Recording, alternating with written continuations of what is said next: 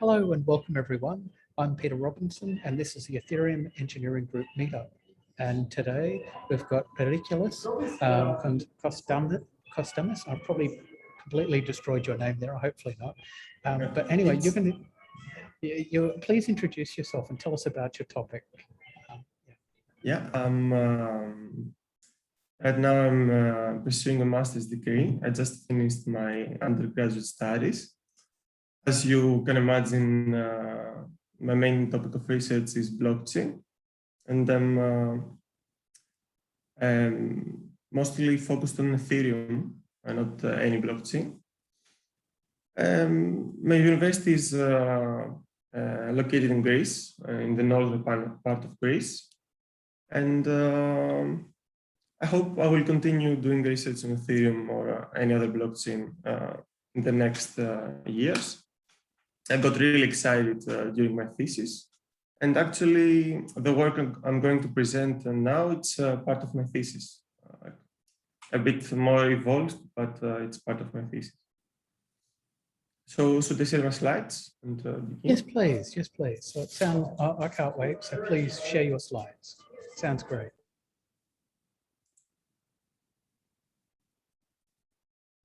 So today I will talk about a recent work exploring Ethereum status stores, a cost and performance comparison. It's a work authored by me, Andrea Sendos, and Associate Professor Pavlos Fremidis. Let's begin with an introduction. Our research was based on this single question: how can data be efficiently managed in Ethereum dApps? In order to answer this, we had proposed the use of alternative data stores in Ethereum, cost-wise compare all available data stores, examine the time needed to retrieve data from the Ethereum blockchain, and evaluate a hybrid approach utilizing IPFS and SWAR. When building a dApp, the developer can count entirely on Ethereum for hosting the dApp's data. But still, there's a choice to make, and that's where to store the data. We discovered that except for the widely used smart contract storage and event logs, there are two other options for storing data in Ethereum, namely the transaction payload and unused, let me open the pointer, and the unused function parameters. Another way to approach this is to use Ethereum alongside a distributed file system like IPFS or SWAR. Basically, you keep large data in these platforms and record the resulting hashes in Ethereum. In this presentation, we will discuss both scenarios, focusing on the cost of storing the data and the performance of each platform when it comes to uploading and retrieving the data. So far, research has been done on gas consumption in Ethereum, but the focus is mainly on the programming patterns rather than the data.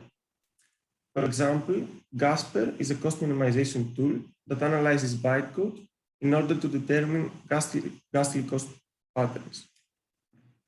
MadMax, on the other hand, is a static program analysis tool that automatically detects hash-focused vulnerabilities. The alternative data sources of Ethereum are barely studied. We found some articles that describe the use of events and just two papers that propose the use of the transaction payload as a means of storing data. The first one introduces Blocky, a tool that allows storing and retrieving JSON objects in the transaction payload. The second one proposes a storage model for storing IoT sensors data in transaction payload.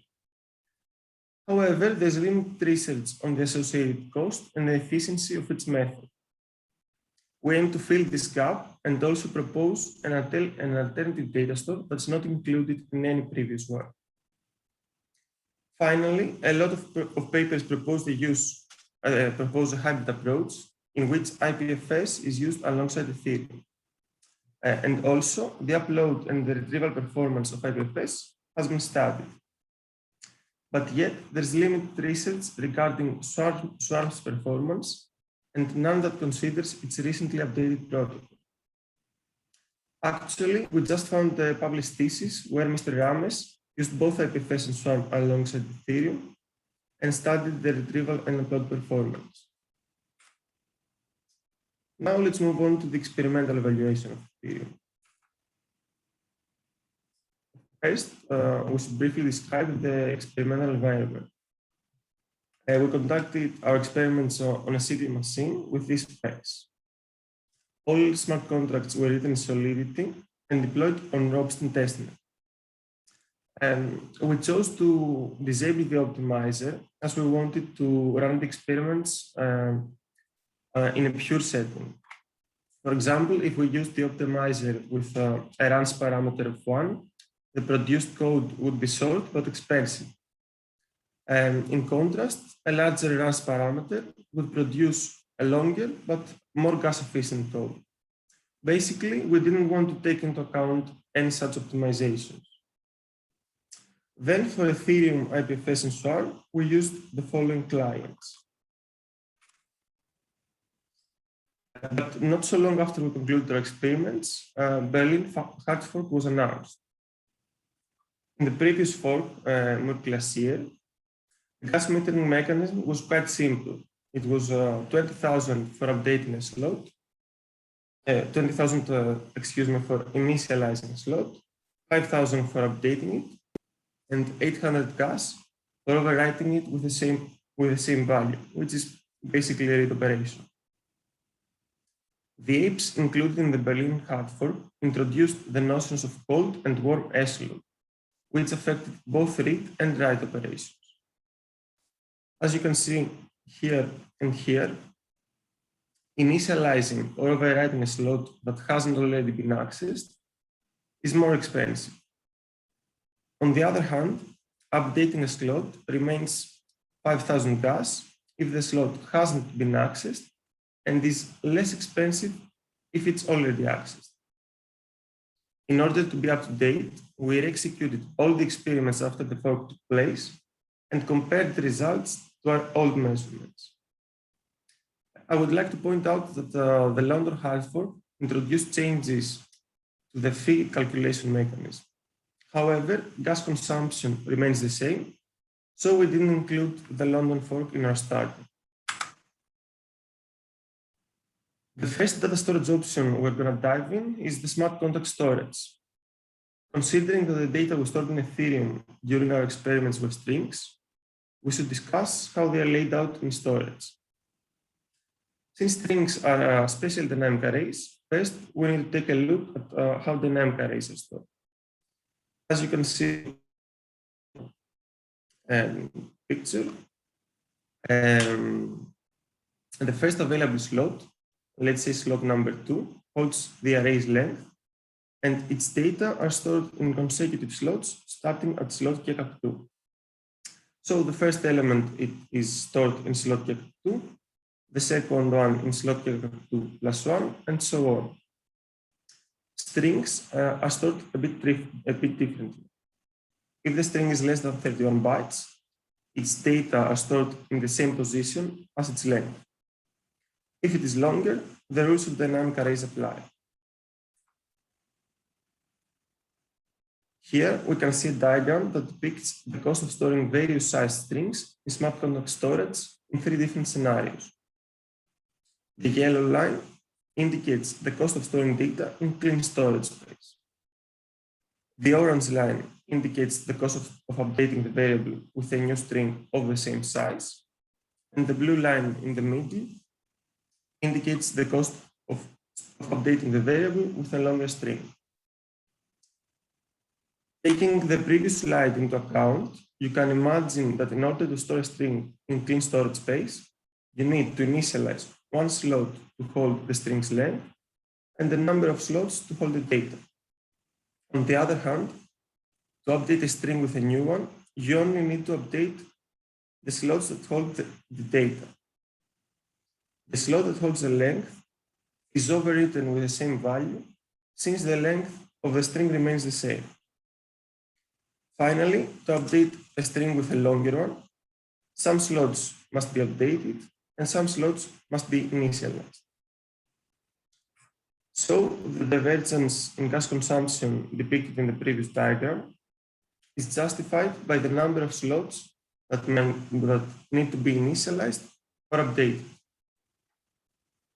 Knowing that it's 20,000 gas for initializing a slot and 5,000 gas for updating it, we can use these three formulas to estimate the cost of storing the string. The dotted lines in this diagram represent the gas consumption after the Berlin fall. Overall, all our transactions had a higher cost, especially those regarding storing data in clean storage space. As we mentioned earlier, after the fork, initializing a slot that hasn't been accessed costs an extra 2,100 gas. Actually, this overhead for every slot initialization prevented us from storing 12 kilobytes of data because the block's gas limit of 8 million was exceeded. Similarly, in the second case, the cost increased only due to the slots that needed to be initialized, since updating a slot that hasn't been accessed costs the same. In the last case, we encountered a slight increase of 600 gas in every transaction. This is caused by the slot gas method modification. Basically, the EVM performs an S-load an S-load operation on this slot to find out the string's length. Then it updates the other slots with the new data, and finally it overrides this slot with the same value as the length string hasn't changed. And this override is basically an S-load. So in multi-class these two S-loads cost 800 each. On the other hand, in Berlin, the first one is considered a cold one and costs 2,100, and the second one is considered a warm and costs 100. So in the last case we studied, we pay 600 more gas after the Berlin fall. Now let's move on to the next method of storing data in Ethereum, which is the use of logs and events. Logs are a special data structure found in the blockchain. They are actually found in the transaction receipts and are available as long as the block they were created in is accessible. However, they're not accessible from within smart contracts, and you can only retrieve them externally using libraries like Web3.js, as you can see in this example. Events give an abstraction on top of the EVM's logging functionality. Actually, when events are emitted, their parameters, along with some other information, are stored in logs. Event parameters can be of two types: index parameters and non-index parameters. Index parameters form the topics, may be up to 3, and allow for efficient queries known as filtering. The basic concept of filtering is that you can search for specific events based on the topics. On the other hand, non-indexed parameters are API encoded into the data part of the log and are unlimited in size. But note that you can't search an event based on non-indexed parameters. Most events automatically log their signature hash as their first topic. An event signature is basically its name plus the canonical type of its parameters. Then, to get the signature hash, you just apply the cake function on the event signature. Having the signature hash as a topic, means that you can search for specific events using the names. Actually, most libraries are based on this mechanism. For example, when you use Web3's contract.myevent.events.myevent, the signature hash of the event is calculated from information found in the API and set as the first topic of the filter in order to retrieve logs emitted by that event. However, there's a special category of events, anonymous events, which do not log their signature hash as the first topic. Thus, as indicated by their name, anonymous events can't be retrieved by their name. and are a bit less efficient when it comes to retrieval. When you create a log, you pay 375 gas for the log operation, 375 gas for every topic, and 8 gas for every byte of data registered in the data part of the log. As you can see in this table, logs created by events with indexed and non-indexed parameters include their hash, the signature hash as the first topic. On the other hand, anonymous events with no indexed parameters have no topics at all and thus are a bit less expensive. However, as we mentioned in the previous slide, anonymous events can be retrieved using their name. Actually, retrieving anonymous events without an index parameter is a bit inefficient, since you need to retrieve all the events emitted by the contract and manually search for the one you want.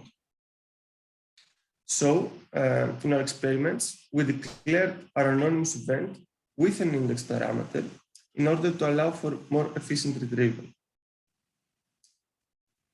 In this table, you can see the structure of the events we used in our smart contract. All the events had 2 parameters, an ID which was either indexed or not, and was used to identify the logs, and another one to hold the data. In the next 3 rows, you can see how topics and data are encoded into the logs. Note that index parameters and topics are both ABI encoded, meaning that even if you want to log a single character, you will need 32 bytes and thus pay 8 times 32 to 56 gas. As you can observe here, indexed events, indicated by the orange line, are the most expensive. Non-indexed events are a bit less expensive, and it is obvious that even with an index parameter, anonymous events are the cheapest. Generally, indexed events are the most useful as you can filter for specific logs using both the event's name and the index parameters. On the other hand, non-indexed events are suited for triggering changes in the front end, but not for storing data, since it is difficult to later track specific logs. For example, if you have an event named log data, you need to filter through the logs using its name, retrieve all the logs created by it, and then manually search for the one you want. Finally, anonymous events, if they are indexed, are both cheap and useful, since you can filter using the index parameter. Another way to store data in Ethereum is by using the transaction payload as a data store. As you all know, transactions are permanently stored in the blockchain. Every transaction has a data field, which is usually termed as the transaction payload.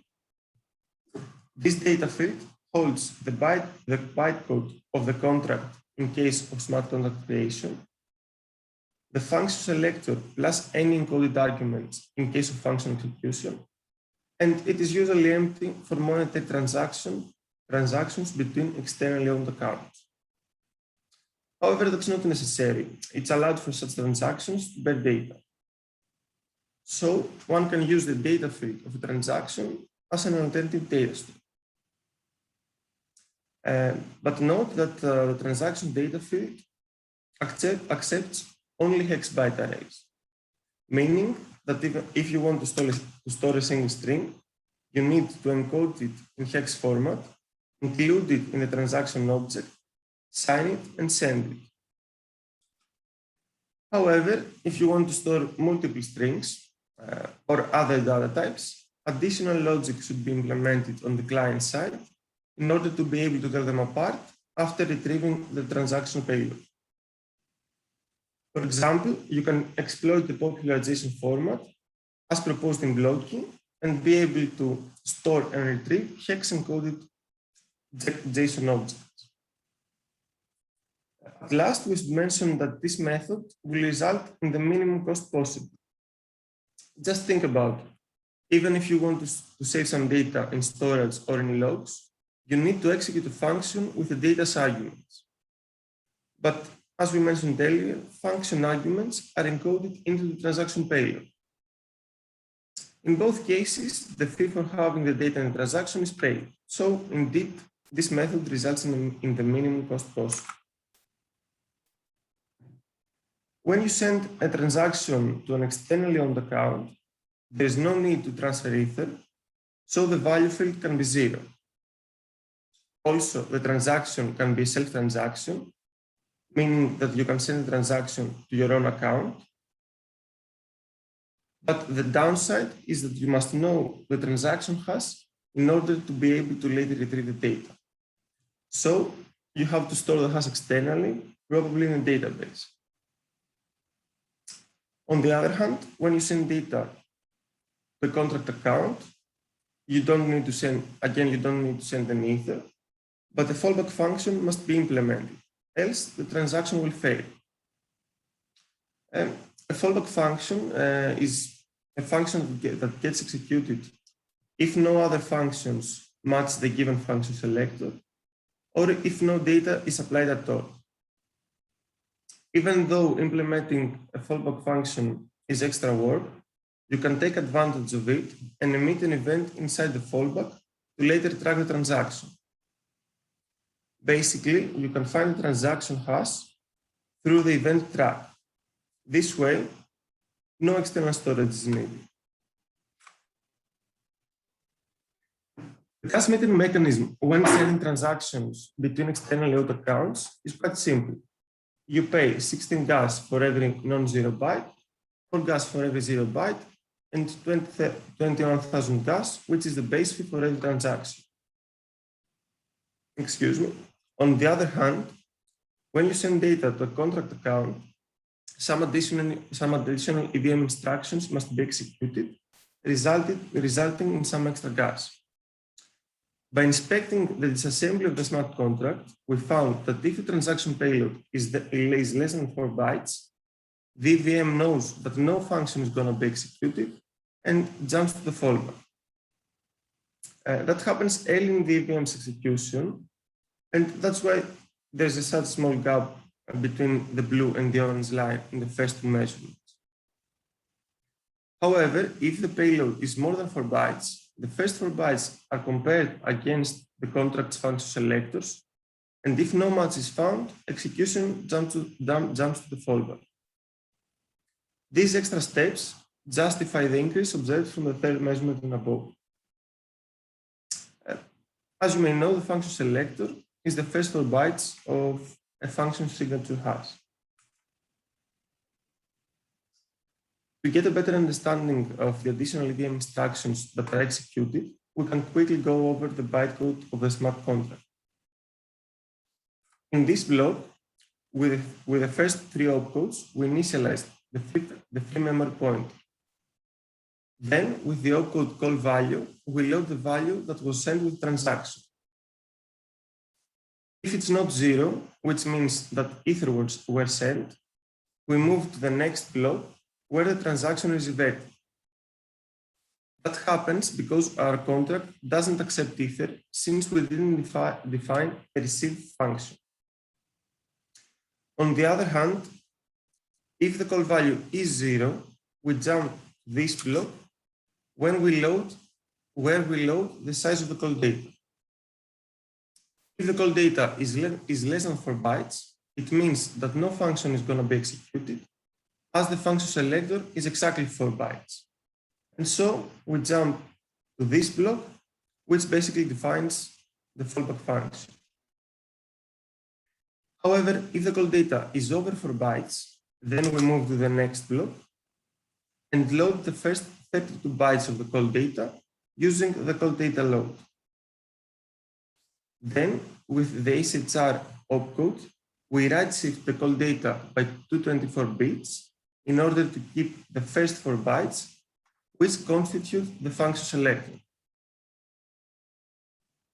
The next 5 opcodes, as well as these 2 blocks, are identical. Basically, we load the function selectors with these 4 push opcodes, and compare them with the first bytes of the call data. If we have a match with one of these three jump opcodes, we jump to the block that defines the respective function. But if no match is found, we will reach this point. And then we jump to the fallback.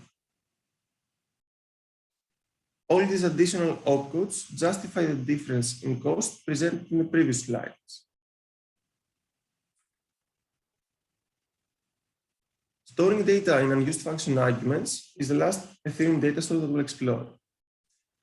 It is somewhat similar to the last method we discussed, but it has some advantages. As far as we're concerned, there's no prior work proposing this.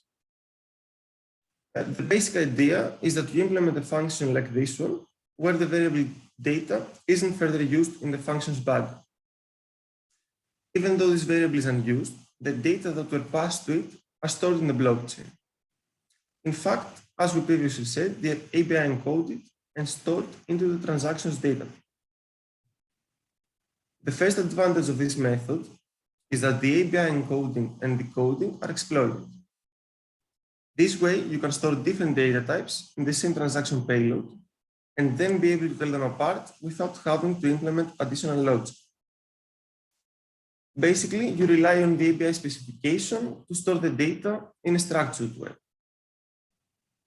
Also, code can be executed within the same transaction, whereas in the previous method, you had to make one transaction to store the data and another one to execute a function. At last, you can emit an event to later track the transaction in which the data will be saved.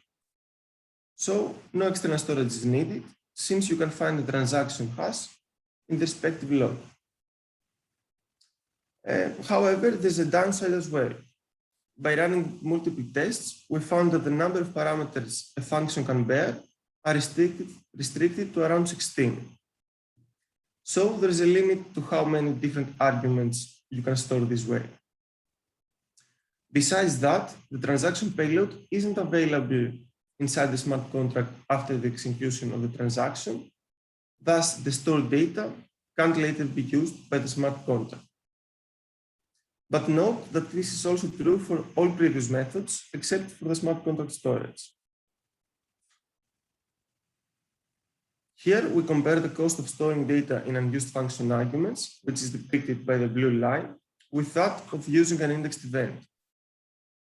In both cases, an event gets emitted with an ID as an index parameter. As you can see, the cost of storing data in unused function arguments is generally lower than the cost of using events. In fact, as input data grow in size, this method gets even more cost efficient. That's because in both cases, the fee for having the data in the transaction is paid. But in the one we propose, no extra gas is paid for logging the data. Besides that, we have to keep in mind that event parameters are API encoded into the logs, taking up more space than usual. In fact, any input, when it's API encoded, takes up at least 32 bytes. So let's say you want to store 3 booleans in a log. Even though they're actually 3 bytes, you need to pay for around 100 bytes because they need to be API encoded. Taking this into account, we thought that if more unused parameters are utilized, we could save more gas since we wouldn't pay for logging a large byte array. To confirm this, we conduct a complementary experiment locally in Ganas. Basically, we deployed a contract with 2 functions carrying 7 parameter seeds. The first function emits an event with all parameters as inputs, whereas the second one emits an event with just the first parameter as input. When we executed both functions with the same arguments, we confirmed that the method we propose is quite effective. In fact, it cost nearly 7,000 less gas. In this slide, we can see an overall comparison of the Ethereum data stores we previously discussed. It's obvious that smart contract storage is a viable option only when storing small data. In fact, we believe that only data that a smart contract is going to use should be stored in contract storage.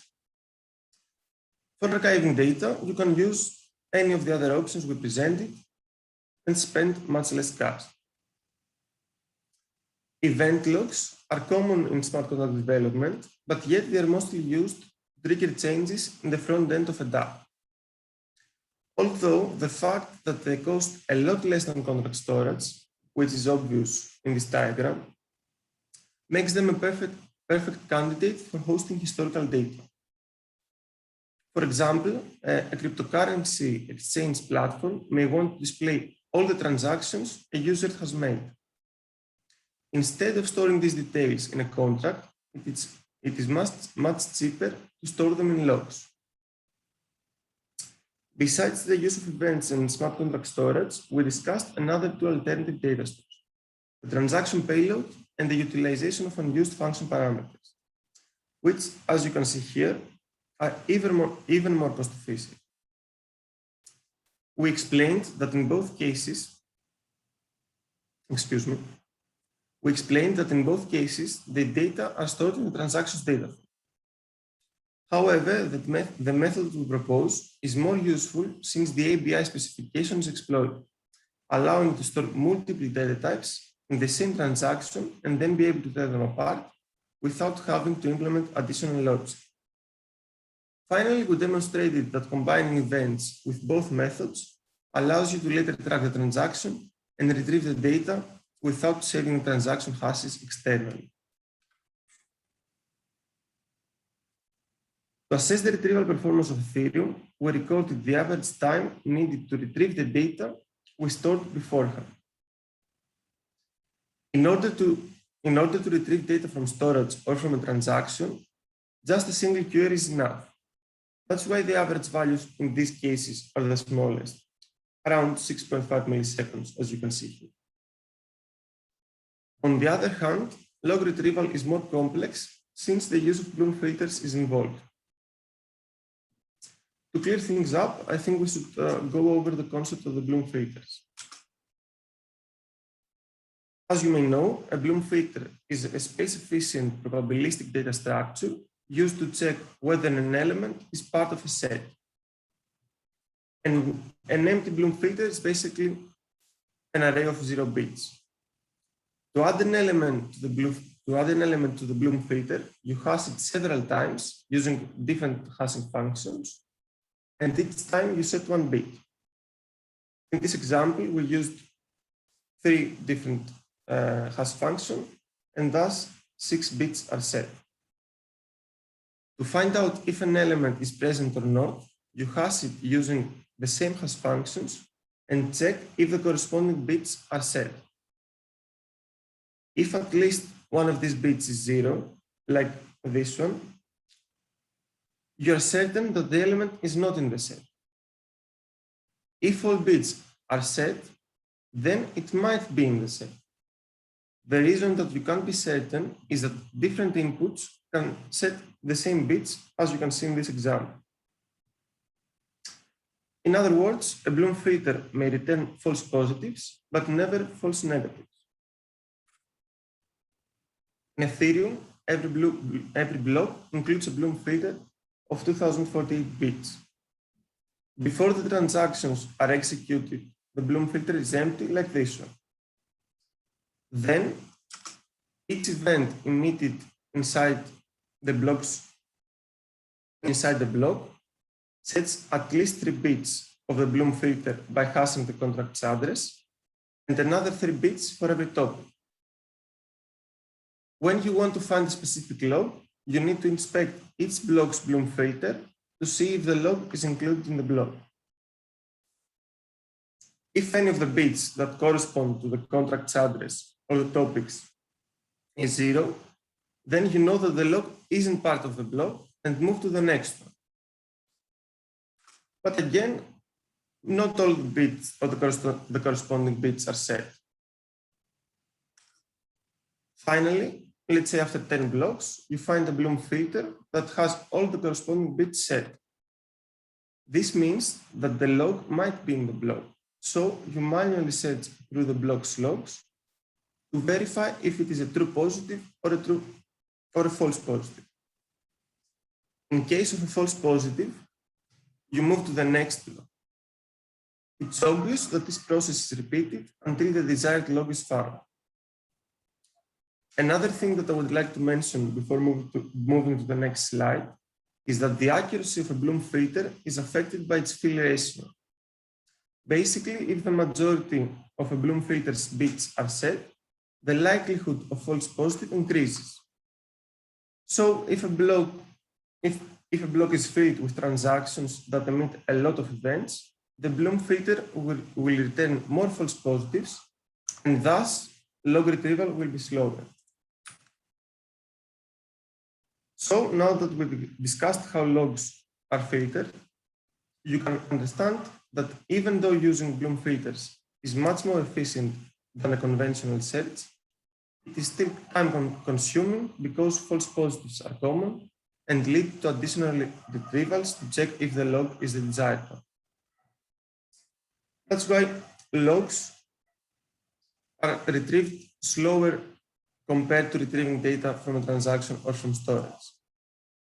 Now, for non-indexed events, as we mentioned earlier, all logs created by that certain event must be retrieved. So it's obvious why a retrieval is slower. As you may notice, retrieving anonymous events is way less efficient. We believe that we are to blame for this because we included all the events in the same contract, increasing the false positive rate of the Bloom filter.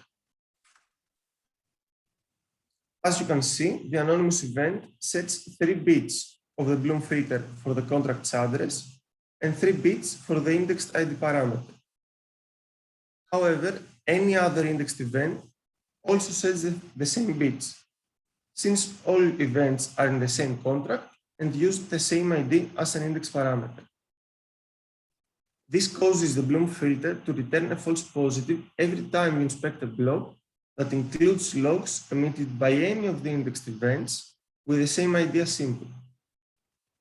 For example, if an indexed event gets emitted inside a block, it will set these bits. Then, if we search for the anonymous event in the same block, we will get a false positive, as these bits are also set here. Finally, we found that limiting the block filtering range can reduce the retrieval latency both for indexed and non-indexed events. As you can see in this table, filtering from the block that the contract was created in results in much faster retrieval than when filtering from the beginning of the blockchain. Now we should move on to the experimental evaluation of the hybrid approach we studied. As you may know, distributed file systems are peer-to-peer networks where participating nodes share the resources to store and access content. Both in IPFS and Swarm, when data is uploaded, it is split in small pieces called chunks. These chunks are then organized in 3 data structures. The root hash of these trees refers to the data as a whole and is used to retrieve the data and achieve content addressing. The concept of content addressing is that you retrieve information based on its content, not its location. The hybrid approach we followed is common and really simple. We uploaded data to IPFS and Swarm and stored the resulting hashes in Ethereum in order to achieve timestamping. Note that every of the methods we discussed earlier is appropriate for storing these hashes in Ethereum. The cost associated for recording the hashes in Ethereum is constant due to the fixed length of the hashes. In IPFS and Swarm, we measured the local upload performance and local retrieval performance. In this first experiment, we uploaded data starting from 4 kilobytes up to 16 megabytes. As we can see in this chart, Swarm performs better than IPFS for data up to 256 kilobytes. Above that, its performance deteriorates. This happens mainly due to the chunk size. Keep in mind that data are split into chunks, which are then hashed and organized in a binary Merkle tree. Obviously, the steps included in this process are proportional to the size of the chunk, proportional to the size of the data, and disproportional to the size of the chunk. So small chunk size and large data result in higher upload latency. Based on the same rationale, we can see that the size of the data has smaller impact on the performance of IPFS, as its default chunk size is bigger, and thus the data are split into less pieces. However, when we set the chunk size of IPFS to 4 kilobytes, the upload latency increased a lot. In fact, Swarm proved to be far more efficient in this scenario. Here, we recorded the average time needed to retrieve the data we previously stored. As we can observe in this chart, when it comes to retrieving data from the local node, IPFS performs better regardless the size of the data. Again, the chunk size plays a significant role since all chunks split during the upload process must be individually fetched in order to reconstruct the original data. Excuse me. Basically, a small chunk size will result in a large number of chunks, which implies a more complex Merkle tree or Merkle tag. Thus, longer paths have to be resolved until each chunk is found, leading to greater retrieval time. Also, the different algorithms and data structures used by each platform contribute to the performance gap between them. To conclude, we evaluated a wide range of data storage options for Ethereum dApps. Regarding Ethereum, we proposed the exploitation of unused function parameters. We examined the cost of storing data in all available data stores and presented an overall comparison of Ethereum's retrieval performance. As for the hybrid approach, we stored data in IPFS and Swarm and recorded the resulting hash in Ethereum. Besides that, we studied both the upload and retrieval performance of this platform. For future work, we plan to release an extended version of this work where we will include experiments that were omitted. We will reevaluate the performance of IPFS and Swarm in an isolated environment. And finally, we will assess the performance of IPFS and Swarm regarding the retrieval of data from remote nodes. That's all. Thank you very much for your attention. I would be glad to answer any of your questions. Should I move to the last slide, Peter? Yeah, no, let's stay here for just a few seconds and see what questions, because I know there's been various things discussed in the chat, though nothing directly about your thing, but just a sec. Hayden, why don't you fire your question through yourself? I didn't get that. I said there was a question that Hayden just put in the chat, but I said he might as well ask it himself if he's able to. Or Periklis, sorry, hopefully I said that correctly. Do you have any thoughts on how data sharding will impact data storage costs on Ethereum? You asked about sharding? Yeah, so you know, in Ethereum, so there's going to be the merge of the consensus chain, and then there's going to be the data shards as well. Okay, yeah, I haven't researched this topic, but It's in the next steps of my research. And there's also a possible problem with storing logs when the sharding takes place, because in Solidity documentation, they mentioned that with Serenity, maybe some of the blocks won't be available, so you can't find the logs. But still, I haven't researched this topic, so I'm not able to answer this question, unfortunately. I can say that my understanding is that actual working out the cost of putting stuff onto the data shards is not known yet. I don't think there's anyone knows. And as well, I think you're going to have the consensus, rather the execution shard or execution chain, should I say, which is going to be the Ethereum mainnet as it is today. And so I would have thought the cost of putting data on that blockchain will be the same, but putting it on the data shards is different. But yeah, I think it's an open topic. So if you want to dive in and start researching stuff for Ethereum Foundation or anyone else, I'm sure they'd be very interested in the help in trying to work out the costs. All right. There was a question about whether these slides were available, and Sandra said yes, the PDFs are available. So they'll be available in the via a link from the YouTube video, and also they're available as a comment on the Meetup site. All right, Ronnie has asked a question. Ronnie, do you want to ask that question directly, or shall I?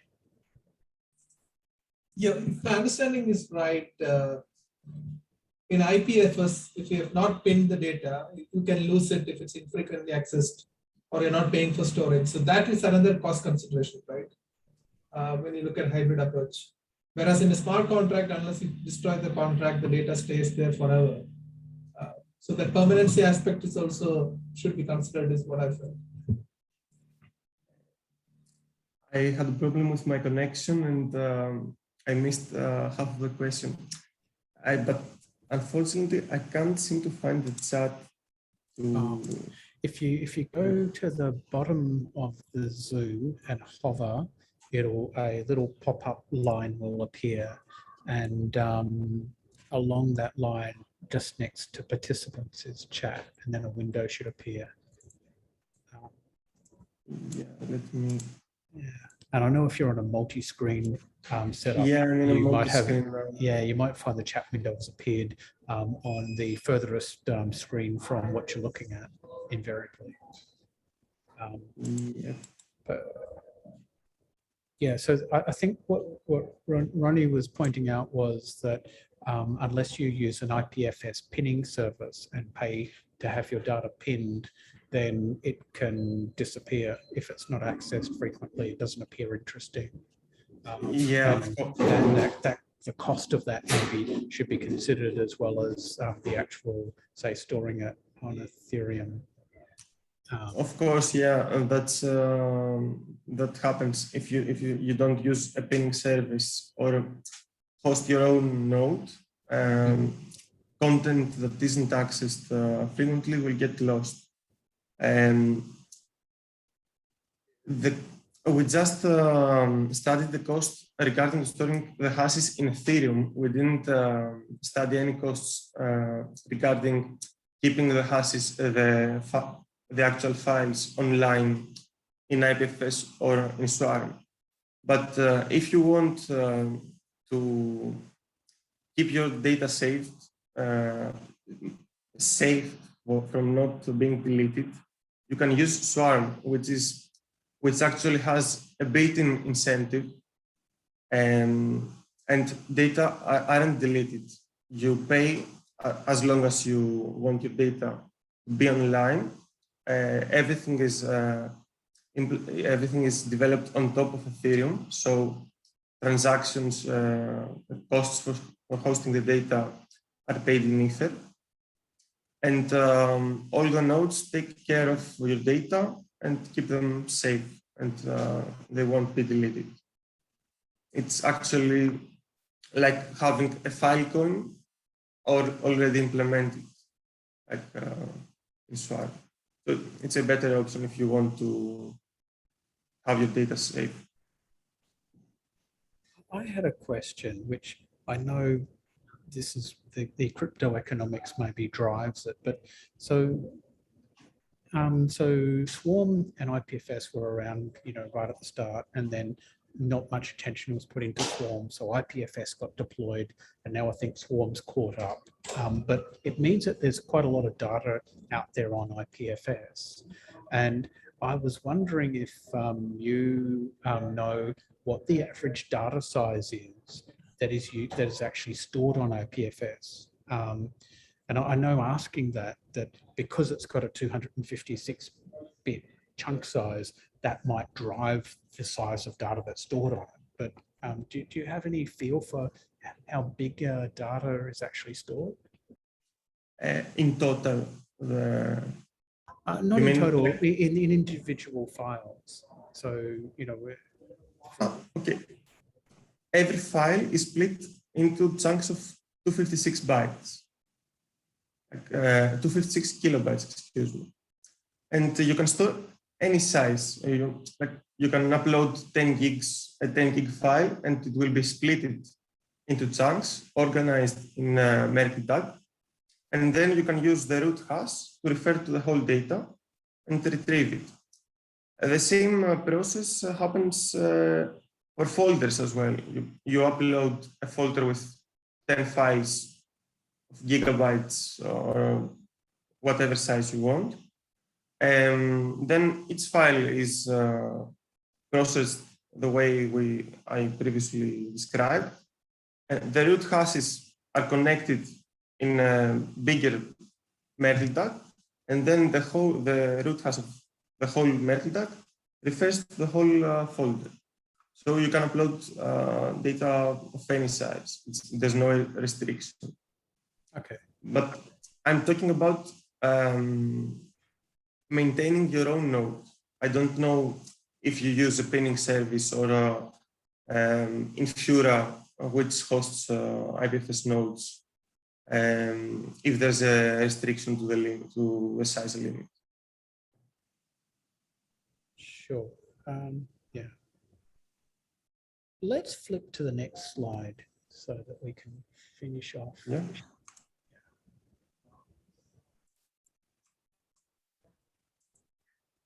Okay, thank you. All right, so we've got a whole stack of events coming up. And in fact, the one that's next coming up is my PhD thesis review seminar. They said it was a public seminar, so I thought, oh, well, let's advertise it on meetup.com, why not? So you're all most welcome to turn up to that and ask me tricky questions.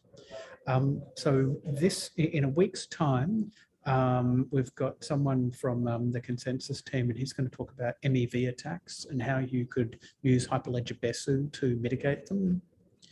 The Symposium on Distributed Ledger Technology. This is an in-person event in Brisbane, Australia. The tickets are actually going to go on sale real soon. We've been a bit slow on getting that organised, but it's going to happen in just 20 days' time. On November 27th, I'm going to walk people through. We're going to have an interactive session looking at Solidity and the recruitment test that I've created and used. And so you're welcome to join, and I encourage you to have Remix available and ready to go on the day so that we can work together on you trying to pass the Solidity test. And then we're going to have a networking event on to end the year. And then there's a whole lot of things next year as well. So that's all for the future event. So are there any last questions?